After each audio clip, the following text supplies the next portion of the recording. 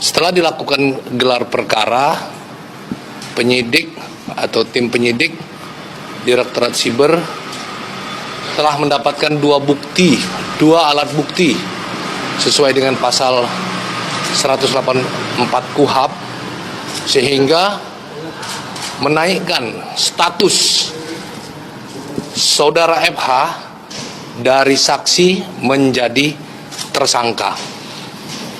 Setelah itu dilakukan pemeriksaan lanjutan sebagai tersangka, kemudian penyidik melakukan untuk tindak lanjut penyidikan, penyidik melakukan proses penangkapan dan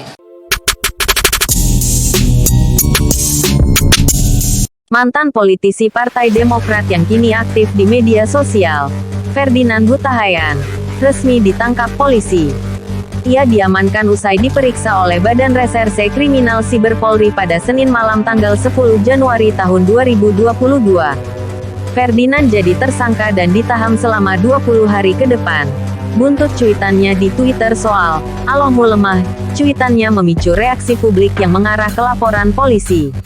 Kabag Humas Mabes Polri Brigjen Ahmad Ramadan mengatakan salah satu alasan polisi memutuskan menangkap Ferdinand Huta Hayan adalah karena ancaman hukumnya di atas 5 tahun.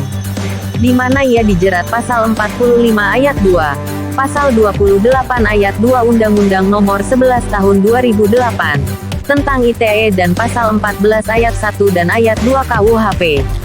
Ancaman maksimal 10 tahun penjara, kata Ramadan kepada Bareskrim Polri, Senin tanggal 10 Januari tahun 2022. Ramadan juga mengatakan bahwa Ferdinand awalnya menolak untuk diperiksa penyidik kepolisian usai dirinya ditetapkan sebagai tersangka. Alasan Ferdinand menolak diperiksa polisi adalah karena alasan kesehatan. Yang bersangkutan tadi sempat menolak saat dilakukan pemeriksaan sebagai tersangka, dengan alasan kesehatan.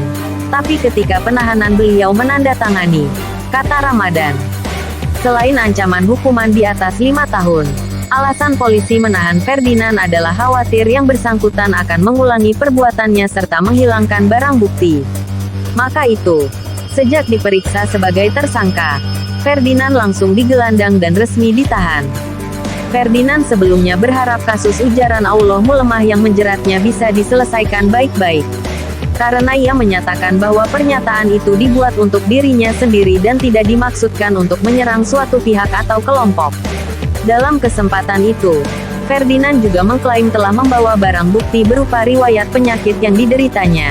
Dia berdalih riwayat penyakitnya itu menjadi latar belakang kenapa dirinya bisa melontarkan pernyataan Allahmu lemah. Jadi cuitan saya itu adalah untuk saya. Jadi tidak untuk menyerang pihak manapun. Tapi itu adalah percakapan antara hati saya dengan pikiran saya, katanya.